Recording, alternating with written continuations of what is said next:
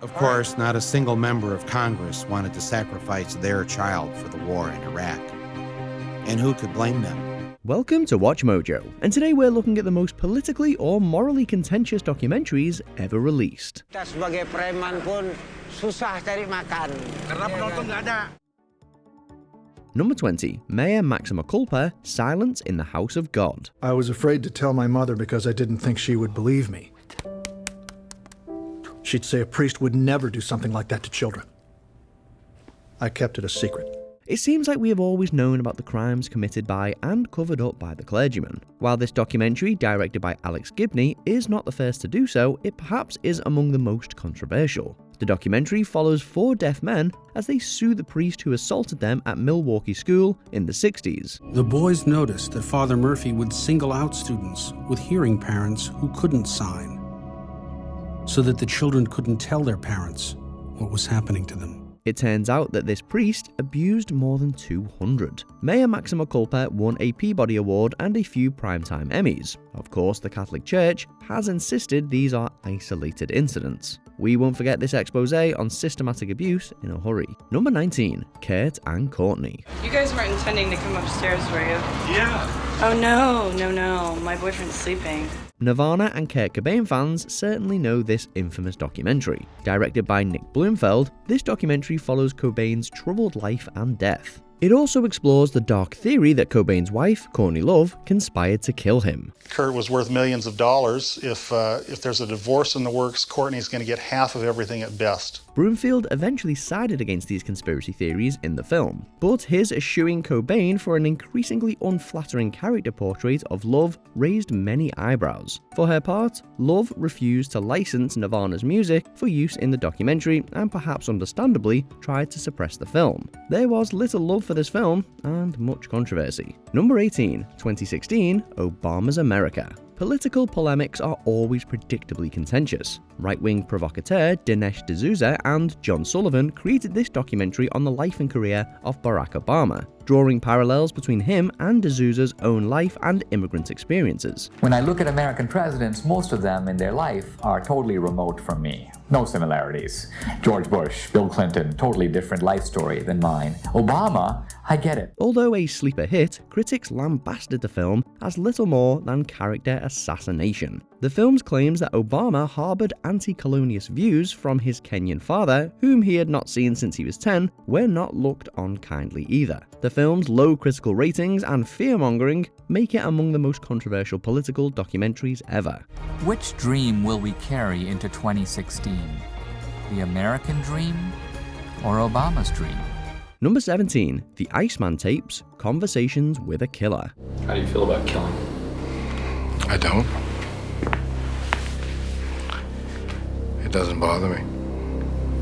It doesn't bother me at all. This documentary, part 1 of a 3-part series, follows family man Richard Kuklinski, who claimed to have killed over 200 people in his life. Kuklinski was a hitman working for the mob. Interviewed behind bars while serving a sentence for multiple homicide, Kuklinski details his life, including his difficult childhood raised by his abusive father. When I was a young man, I found out that if you hurt somebody, they'll leave you alone.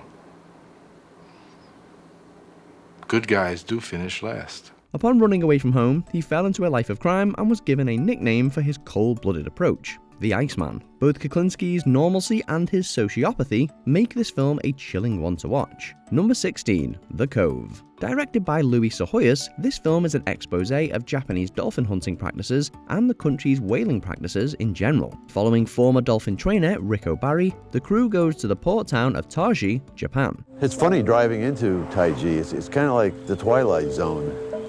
It's so bizarre because if you didn't know what's going on over here, you would think this is a town that loves dolphins and whales. They seek to record the dolphin hunting there, only to be dogged and stonewalled by the locals and government officials. Although praised for its edge-of-your-seat thrills, the documentary's activist leanings were greeted with more skepticism. The film was also met with backlash from Taiji locals and officials. SeaWorld had to confirm they did not purchase any wild dolphins from these hunts.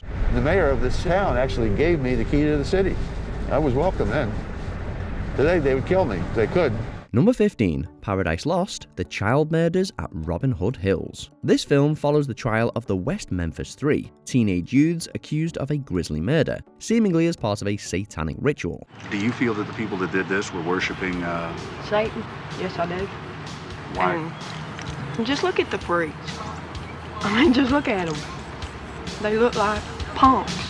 It turns out that one confession by Jesse Miss Kelly Jr. may have been false, and there was a lack of physical evidence overall. Miss Kelly quickly recanted his confession, citing coercion by the police, and a key witness also recanted her testimony. Satanic panic. Yeah, that's a scary thing. But it's a scarier thing to convict someone with no evidence.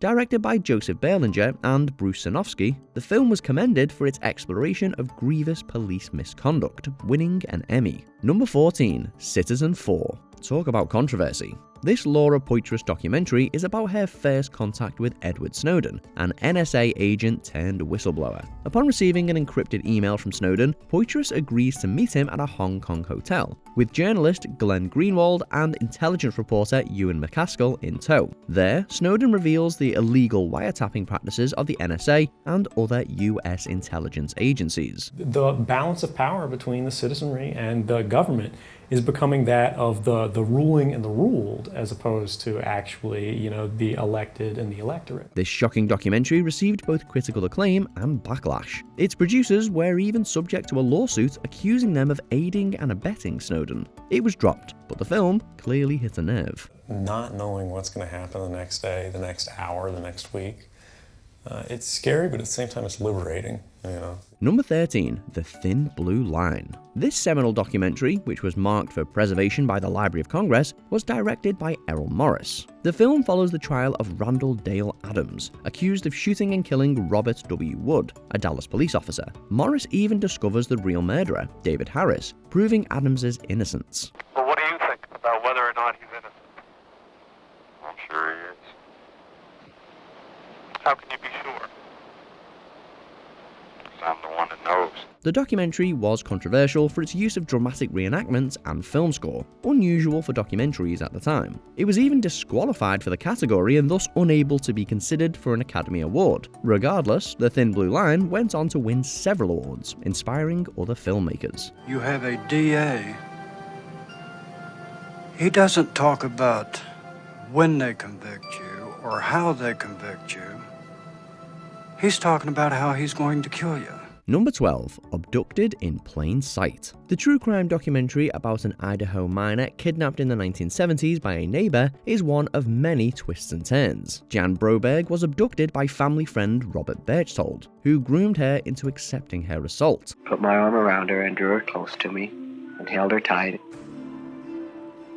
She looked up at me, her eyes beaming, and I knew that I had found the little girl that I was searching for. Not only that, but Berchtold blackmailed her parents into signing an affidavit claiming he had gotten permission from them to take Jan. Berchtold then kidnapped Jan a second time for even longer before the FBI finally put him behind bars for good. How did Berchtold manage all this? Well, he convinced the Broberg family that alien abductions and UFOs existed. It's a shocking tale of not just abuse, but denial as well. Because it's such a bizarre thing.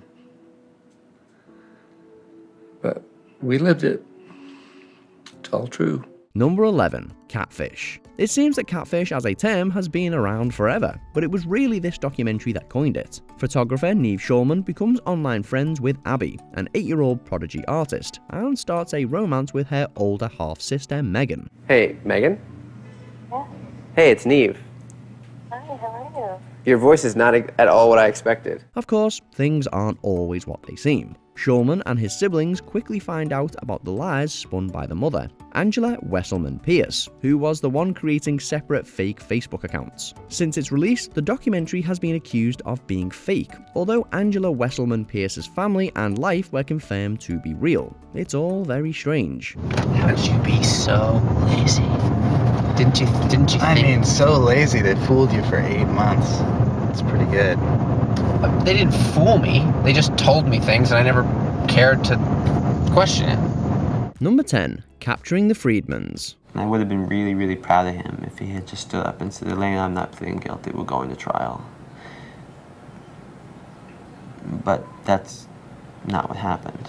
This grim documentary, directed by Andrew Jarecki, follows Arnold Friedman and his son Jesse in their criminal trial. This duo, who taught computer classes to young children, were accused of sexual violence against them. Although the Friedmans pleaded guilty, they claimed they had done so under fear of going to trial and getting harsher sentences, and that no crime had been done. Arnold Friedman, how do you plead to this indictment, guilty or not guilty? Not guilty.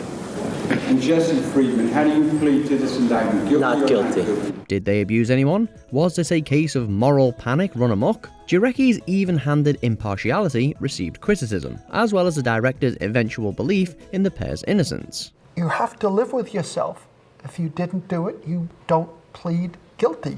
I never understood it. Plus, when the film was nominated for the Academy Award for Best Documentary Feature, some of Friedman's alleged victims protested. It is a riddling case, alright? You know, without Daddy in this case, I can't see any reason why we shouldn't go to the media with this. Number 9. Jesus Camp. Just to believe in God is really hard because you don't see him, you don't really know him much. Chilling and sinister, this documentary about a charismatic Christian summer camp is scarier than most horror films. The documentary follows children Levi, Rachel and Tori as they attend Kids on Fire, run by Becky Fisher and her ministry. See, we're talking this week about how the devil uses tactics to destroy our lives. Fisher is open about her attempts to indoctrinate children into conservative Christian beliefs, employing tactics used by Islamic fundamentalists. These include the denial of evolution, among other scientific theories, as well as hateful preaching against homosexuality and abortion. So, do people like hearing you preach? It seems everybody pays attention more, Kids is preaching. Is it your content or is it because you're a kid? The outrage and controversy over this camp following the documentary led to its shutting down. Sadly, questions about indoctrination being a form of abuse are still relevant. God's just telling me that you're on his mind and he just wants to take you and he just wants to love on you and he has special plans for you. Number 8. Nanook of the North.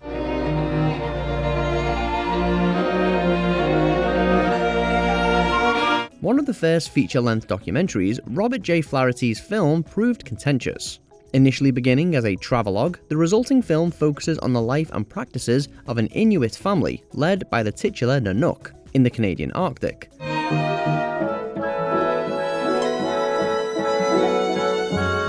Soon, however, accusations of fictionalizing, staged events, and even falsification arose. Nanook was actually named Alak, and his wife was actually Flaherty's wife. And although the Inuit had already begun using guns and other Western technology, Flaherty encouraged them to hunt traditionally for the purposes of the film.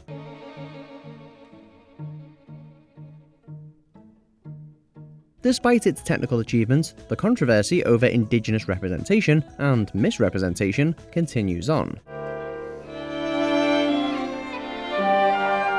Number 7. Blackfish. We weren't told much about it, other than it was trainer error.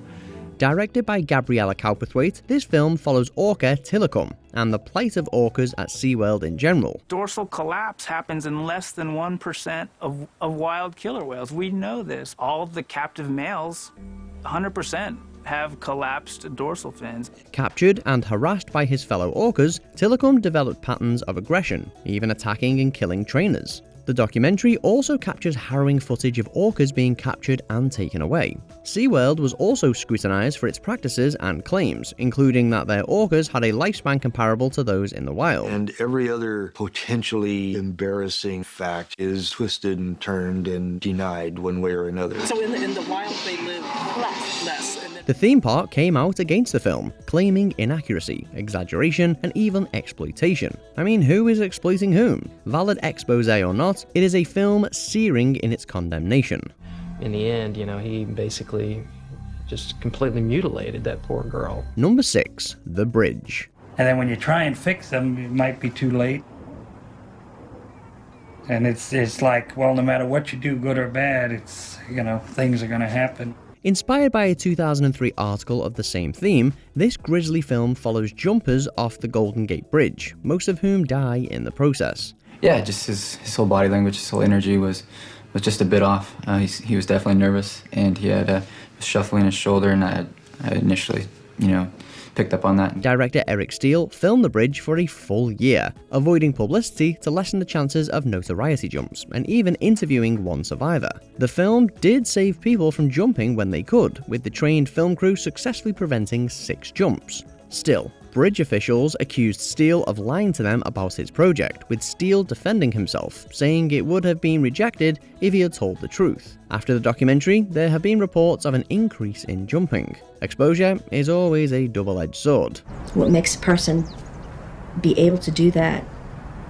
I don't know. I don't have the answer to that. Number 5. Titicut Follies. This Frederick Wiseman expose on mental health hospitals and institutions is undoubtedly a controversial one. Following inmates at Bridgewater State Hospital, the film captures horrific scenes of cruelty, including force-feeding, nudity, barren cells, and even bullying from members of staff. You have any homosexual experiences? I guess you had. What was it? Even before Wiseman's film was released, the Massachusetts state government tried to prevent its release, claiming the documentary violated the privacy and dignity of the inmates. Now you're keeping me here a year and a half and I keep saying the same story. I am being harmed. Then in 1987, the families of 7 inmates sued both the hospital and the state for abuses. The film was allowed to be seen by healthcare professionals and finally released in 1992 to the public on TV. This one really touched a nerve.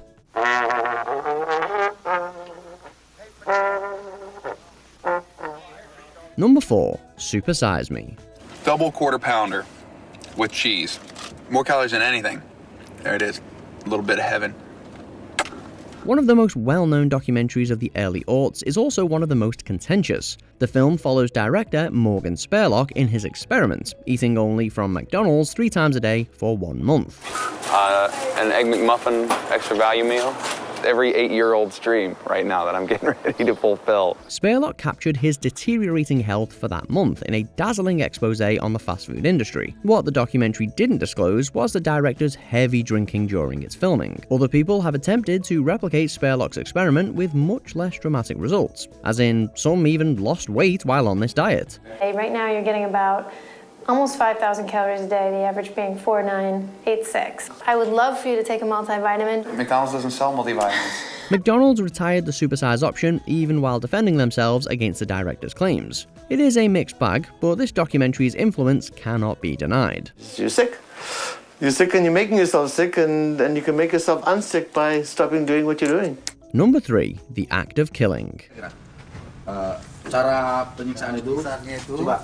This film follows the Indonesian coup of 1965, which led to the killing of communists and others opposed to the new regime. Director Joshua Oppenheimer went to Medan to interview some of the participants in the slaughter, who either brag about the killings or deny it altogether. Kita pakai, kita ambil, kita manfaatkan duitnya aja. Orangnya nggak kita kasih mati. Kalau yang nggak sekalian nggak dihabisin lah dia. Orang dia mau enaknya saja. He even asked 2 of them, Anwar Congo and Herman Koto, to reenact their killings. This searing insight into these murderers inevitably sparked criticism, specifically on indulging the killers' twisted perspectives. Goni, kaki ditutup goni, yang satu kakinya gini. Congo and Koto have come out to say the film was honest and true. This provocative take on these familiar crimes shows the psychology of killing. Saya sadari bahwa saya mimpi jelek saya itu datangnya semata-mata dari pekerjaan saya. Number 2. Fahrenheit 9/11. The people were afraid, and they turned to their leader to protect them. But protect them from what? Michael Moore had already generated massive criticism for the alleged inaccuracies in his documentary Bowling for Columbine, about the Columbine school shooting. But this award-winning film about the Bush presidency proved to be even more controversial, especially among conservative groups. Bush's good friend, James Bath, was hired by the bin Laden family to manage their money in Texas and invest in businesses. The documentary posited that the reasons for the US invasion of Iraq ultimately followed the logic of American oil interests rather than the tragedy of the 9/11 attacks. The documentary's claim that the Bush administration flew members of bin Laden's family out of the country was also contentious. Although many of its claims are largely tame today, its conclusions still have the power to unsettle. A simple and quiet guy whose family just happened to have a business relationship with the family of George W. Bush. Before we continue, be sure to subscribe to our channel and ring the bell to get notified about our latest videos. You have the option to be notified for occasional videos or all of them. If you're on your phone, make sure you go into your settings and switch on notifications. Number 1. Triumph of the Will. Sie waren uns der Garant des Sieges. Sie sind uns der Garant des Friedens.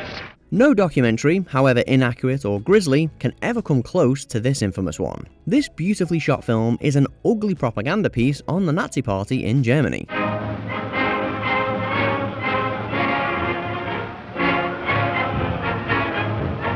Directed by Leni Riefenstahl, with Adolf Hitler himself as the unofficial producer, the film follows the Nazi Party Congress in Nuremberg in 1934. Needless to say, the film was criticised, mocked, and lampooned almost from its inception.